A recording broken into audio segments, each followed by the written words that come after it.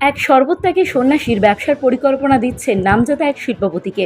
ছবিটা আকর্ষণীয় হলেও যদি জানা যায় সেই সর্বত্যাগী সন্ন্যাসীর নাম স্বামী বিবেকানন্দ, তবে কিন্তু বিষয়টি চরম সত্যি বলেই মনে হবে। কারণ স্বামীজির সঙ্গে অন্য কোনো সন্ন্যাসীর তুলনা করা চলে না। গেরুয়া বসনধারী হলেও তিনি আদৌ ছিলেন একজন দেশপ্রেমিকও, যার চিন্তায় জাগরণে সবসময় ছিল ভারতবাসীকে উন্নত করার কথা। এহেন স্বামীজির সঙ্গে এক যাত্রায় আলাপ হয়েছিল টাটা গোষ্ঠীর প্রতিষ্ঠাতা জামশেদজি টাটার। শোনা যায় তখন স্বামী বিবেকানন্দ এবং জামশেদজি টাটার মধ্যে ব্যবসা নিয়ে আলোচনা হয়েছিল।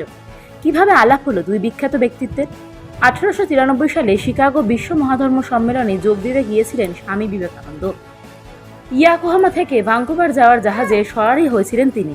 ওই একই জাহাজে তার সহযাত্রী ছিলেন জামশেদজি টাটাও। জাহাজের ডেকে আলাপ হয়েছিল এই দুই ব্যক্তিত্বের।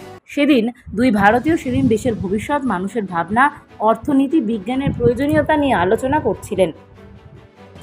স্বামীজি জামশেদজি টাটাকে বলেছিলেন, জিনিস কেনাবেচায় কমিশন পাওয়া যায় ঠিকই, কিন্তু দেশেই যদি কারখানা গড়ে তুলে ব্যবসা করা যায় তাতে মুনাফা বেশি পাওয়া যায়। একই সঙ্গে কারখানা গড়ে উঠলে কর্মসংস্থানও বৃদ্ধি হবে। আবার সেই কারখানায় যদি পশ্চিমী প্রযুক্তি কাজে লাগানো যায় তবে দেশের বিপুল উন্নতি হবে। তখন জামশেদজি এই বাঙালি সন্ন্যাসীকে কোনো কথা বলতে দিতে পারেননি। তবে এই আলাপচারিতা যে তার মনে গেঁথে গিয়েছিল তা বোঝা যায় পরবর্তীতে জামশেদজির ইস্পাত কারখানা গড়ার প্রবণতা লক্ষ্য করলে। এমনকি 1898 সালে স্বামীজি যখন জগৎ বিখ্যাত তখন তাকে চিঠিও লিখেছিলেন টাটা গ্রুপের প্রতিষ্ঠাতা। জাহাজের সেই আলাপচারিতা মনে করিয়ে দিয়ে তিনি অনুরোধ করেছিলেন ভারতীয়দের বিজ্ঞান শিক্ষার প্রয়োজনীয়তা সম্পর্কে একটি প্রচারপত্র লিখে দিতে। কারণ জামশেদজি টাটা মনে মনে তখন বিজ্ঞান চর্চা এবং গবেষণার জন্য একটি প্রতিষ্ঠান গড়ার ভাবনা চিন্তা করেছিলেন।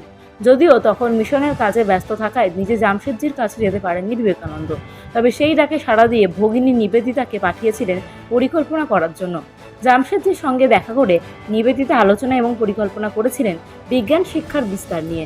যদিও এরপরও স্বামীজি এবং জামশেদজি কেউই আর বেশি দিন ইহলোকে ছিলেন না। 1902 সালে মৃত্যু হয় স্বামীজি।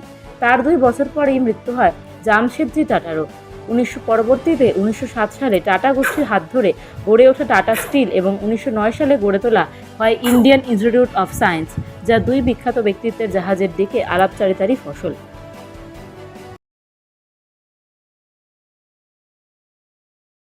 এক সর্বত্যাগী সন্ন্যাসীর ব্যবসার পরিকল্পনা দিচ্ছেন নামজাদা এক শিল্পপতিকে। ছবিটা আকর্ষণীয় হলেও যদি জানা যায় সেই সর্বত্যাগী সন্ন্যাসীর নাম স্বামী বিবেকানন্দ, তবে কিন্তু বিষয়টি চরম সত্যি বলেই মনে হবে। কারণ স্বামীজির সঙ্গে অন্য কোনো সন্ন্যাসীর তুলনা করা চলে না। গেরুয়া বসনধারী হলেও তিনি আদৌ ছিলেন একজন দেশপ্রেমিকও, যার চিন্তায় জাগরণে সবসময় ছিল ভারতবাসীকে উন্নত করার কথা। এহেন স্বামীজির সঙ্গে এক যাত্রায় আলাপ হয়েছিল টাটা গোষ্ঠীর প্রতিষ্ঠাতা জামশেদজি টাটার। শোনা যায় তখন স্বামী বিবেকানন্দ এবং জামশেদজি টাটার মধ্যে ব্যবসা নিয়ে আলোচনা হয়েছিল। কিভাবে আলাপ হলো দুই বিখ্যাত ব্যক্তিত্বের? 1893 সালে শিকাগো বিশ্ব মহাধর্ম সম্মেলনে যোগ দিতে গিয়েছিলেন স্বামী বিবেকানন্দ। ইয়াকোহামা থেকে ভাঙ্কুভার যাওয়ার জাহাজে সওয়ারি হয়েছিলেন তিনি। ওই একই জাহাজে তার সহযাত্রী ছিলেন জামশেদজি টাটাও। জাহাজের ডেকে আলাপ হয়েছিল এই দুই ব্যক্তিত্বের।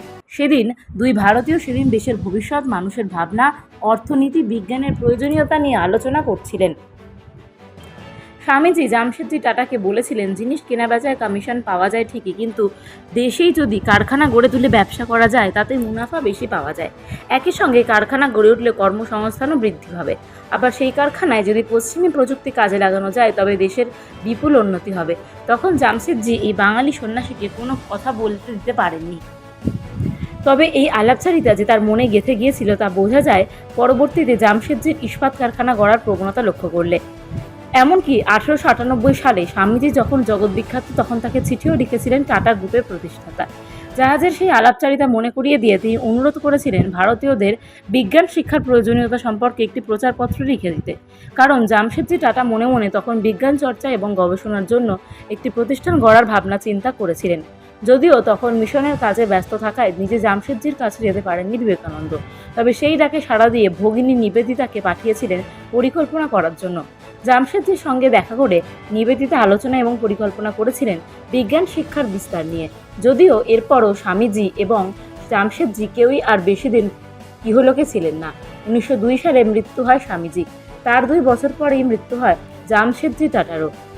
পরবর্তীতে 1907 সালে টাটা গোষ্ঠীর হাত ধরে গড়ে ওঠা টাটা স্টিল এবং 1909 সালে গড়ে তোলা হয় ইন্ডিয়ান ইনস্টিটিউট অফ সায়েন্স, যা দুই বিখ্যাত ব্যক্তিত্বের জাহাজের দিকে আলাপচারিতারই ফসল।